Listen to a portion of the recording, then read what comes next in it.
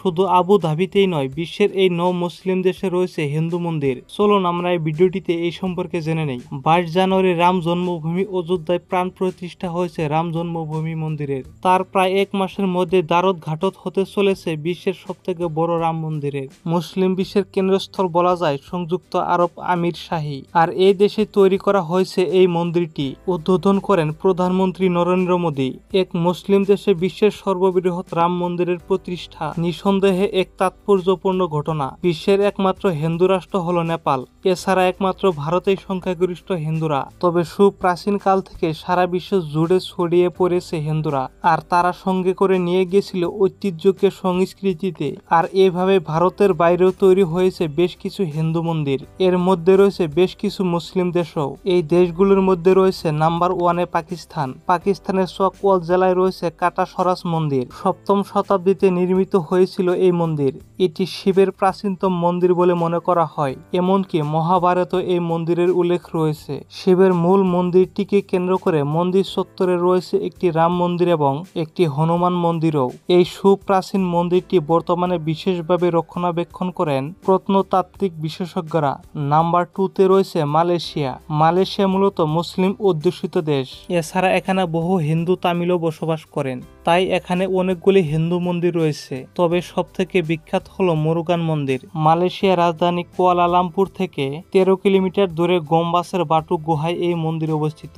গুহার প্রবেশ পথে মুরুগানের সবথেকে বড় মূর্তি রয়েছে। এই মন্দিরে শিব, পার্বতী এবং কার্তিকেরও মূর্তি রয়েছে। নাম্বার 3-তে রয়েছে ইন্দোনেশিয়া। আজ বিশ্বের বৃহত্তম মুসলিম দেশ হলো ইন্দোনেশিয়া। তবে অতীতে এই দেশ হিন্দু ধর্মের বড় প্রভাব ছিল।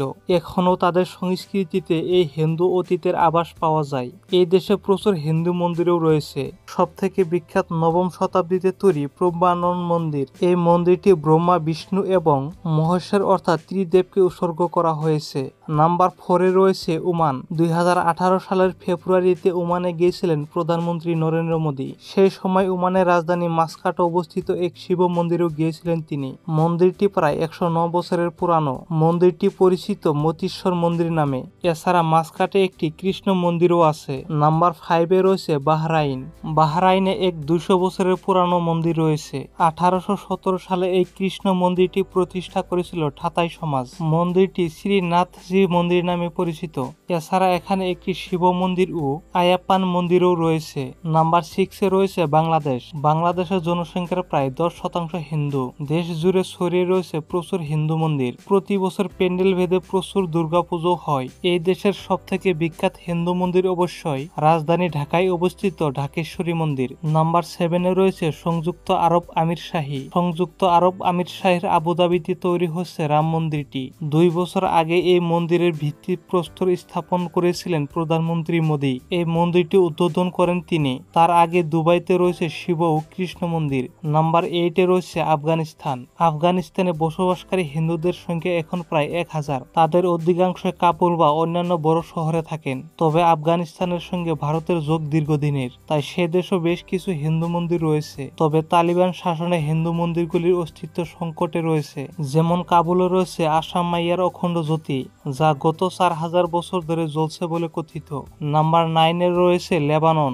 লেবাননে বসবাসকারী ভারতীয়দের সংখ্যা খুব বেশি না হলেও সেই দেশের বলবেগে একটি প্রাচীন মন্দির রয়েছে। এই মন্দিরটি হিন্দু মন্দির বলে মনে করা হয়।